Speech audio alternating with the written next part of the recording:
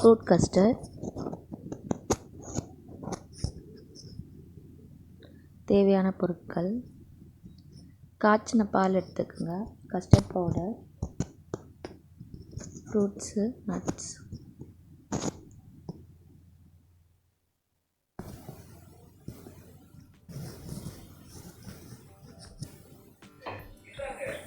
Case on பண்ணிக்கலாம்.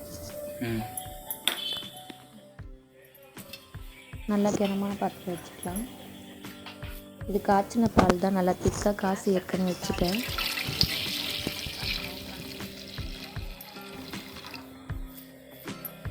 இப்போ இது ஒரு கொதி வர வரைக்கும் நம்ம வெயிட் பண்ணலாம். ஒரு கொஞ்சோண்டு பால் எடுத்து வச்சுக்கலாம், கஸ்டர்ட் மிக்ஸ் பண்ண.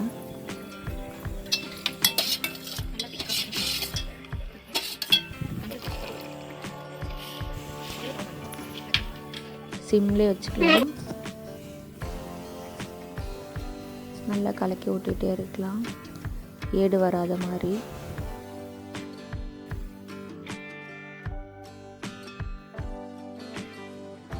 இது ஏற்கனவே காய்ச்சின பால்னால சீக்கிரமாக கொதி வந்துடும்.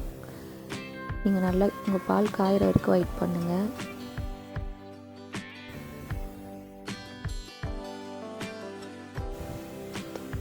கொதி வந்துடுச்சு. நம்ம எடுத்து வச்ச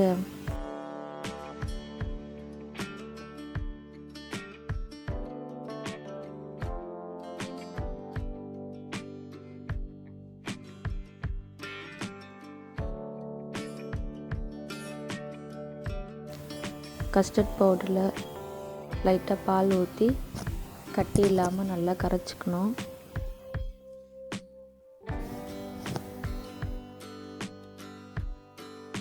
ஸோ 3 ஸ்பூன் கஸ்டர்ட் பவுடர் எடுத்துக்கோங்க. நான் ஒரு 4 பேர் சாப்பிட்ற மாதிரி எடுத்துருக்கேன். 1/2 லிட்ரு பால். நீங்கள் எத்தனை பேர் சாப்பிட்றீங்களோ அதுக்கு தகுந்த மாதிரி கஸ்டர்ட் பவுடர் எடுத்துங்க. சின்ன ஸ்பூன் 3 ஸ்பூன் எடுத்துருக்கேன்.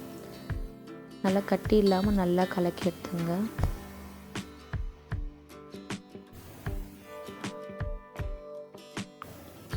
கட்டி இருக்கக்கூடாது, இல்லைனா பாலில் ஊற்றும் போது நல்லா கட்டி கட்டி ஆகிடுவாங்க. அங்கே கொஞ்சம் கொஞ்சமாக ஊற்றி ஊற்றி நல்லா கலக்கி விட்டு கொண்டு நேருங்க.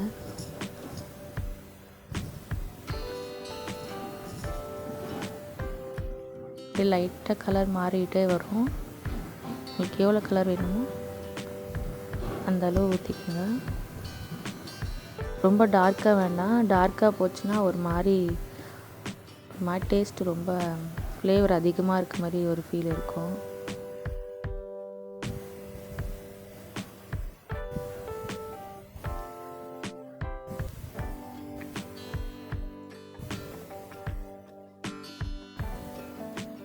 கொஞ்சம் நல்லா திக்காகிற வரைக்கும் நல்லா கலக்கி கொடுத்துட்டே இருங்க. கஸ்டர்ட் பவுடர் போட்டதுக்கப்புறம் கலரிட்டே இருங்க. கலக்கி கொடுத்துட்டே இருக்கேன், ஏன்னா இது வந்து அடி பிடிக்கும். அதனால் கொஞ்சம் சிம்மில் வச்சுக்கோங்க. ஃப்ளேம் மட்டும் அதிகமாக ஆக்காதீங்க, சிம்லேயே வச்சுக்கோங்க.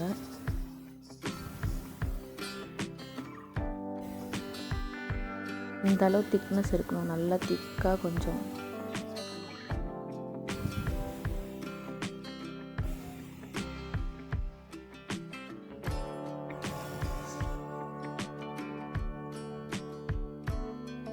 கலக்கத்தை மட்டும் நிறுத்திடாதீங்க, கலக்கி கொடுத்துட்டே இருங்க. என்ன அடி பிடிக்கும், அதுக்காக தான் சொல்கிறேன்.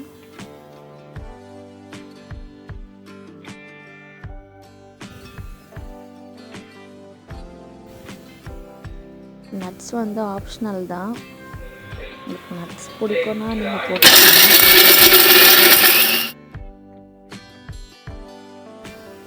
வெறும் பாதாம் முந்திரி போட்டால் போதும். திராட்சை உங்களுக்கு பிடிக்கும் அப்படின்னா நீங்கள் போட்டுங்க. ஆனால் திராட்சை போடும்போது வந்து ஒரு மாதிரி கொஞ்சம் தண்ணி கட்டி கட்டி ஆகிடும். நீங்கள் வெறும் அது முந்திரி பாதாம் போட்டோன்னா பவுடராக கிடைக்கும். நான் திராட்சை பிடிக்குன்றதுனால நாங்கள் திராட்சை போடுறோம். போட்டு தூவி நல்லா அதுவும் கட்டிக்கும். அதுவும் நீங்கள் கட்டி இல்லாமல் நல்லா கலக்கி விடணும்.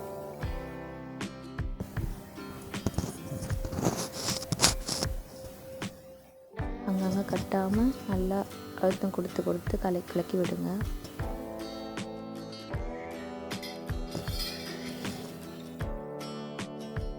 நட்ஸு வேணும்னாலும் விட்டுருங்க.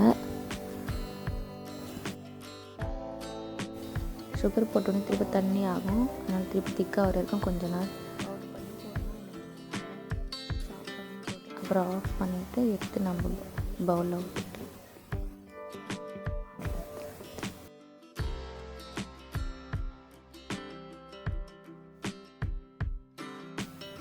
ஆற வச்சுட்டு அப்புறம் ஃப்ரூட்ஸ் எல்லாம் கட் பண்ணி எடுத்துடலாம்.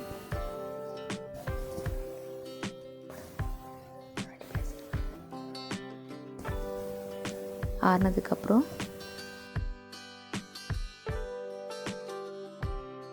தொட்டு பாருங்கள், நல்லா சில்லுன்னு இருக்கா பாருங்கள். இப்போ ஃப்ரூட்ஸ் எல்லாம் அதில் போட்டுடலாம். உங்களுக்கு எவ்வளோ ஃப்ரூட்ஸ் பிடிக்குமோ அதில் போட்டுங்க. எனக்கு நிறைய போட்டு சாப்பிட பிடிக்கும், ஸோ நான் நிறைய போடுறேன். உங்களுக்கு எவ்வளோ வேணுமோ அவ்வளோ போட்டுங்க. திராட்சையும் ஆப்ஷனல் தான், ஏன்னா வந்து கொட்டை இருக்கும், உங்களுக்கு வேணும்னா போட்டுங்க, இல்லைன்னா நீங்கள் போடாத விட்டுருங்க. எவ்வளோ பழம் வேணுமோ போட்டுங்க. போட்டு நல்லா மிக்ஸ் பண்ணி எடுத்துங்க. மிக்ஸ் பண்ணிவிட்டு அப்படியே சாப்பிட்றதுனாலும் நல்லா தான் இருக்கும்,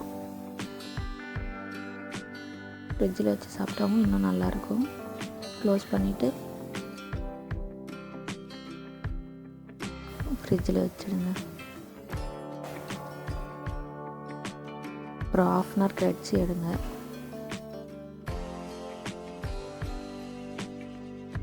எடுத்திங்கன்னா ஃபுல்லாக அழகாக அப்படியே நம்மளுக்கு கிடைக்கும்.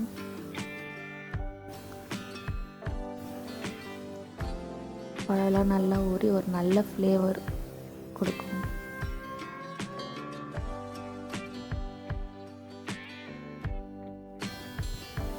பவுலில் போட்டு நம்ம கெஸ்ட்டுக்கு ப்ரொவைட் பண்ணலாம். Fruit custard ready. டெக்கரேட்காக ஃப்ரூட்ஸ் போட்டுங்க, நட்ஸ் தேவைப்பட்டால் நட்ஸும் சாப் பண்ணி போட்டுங்க.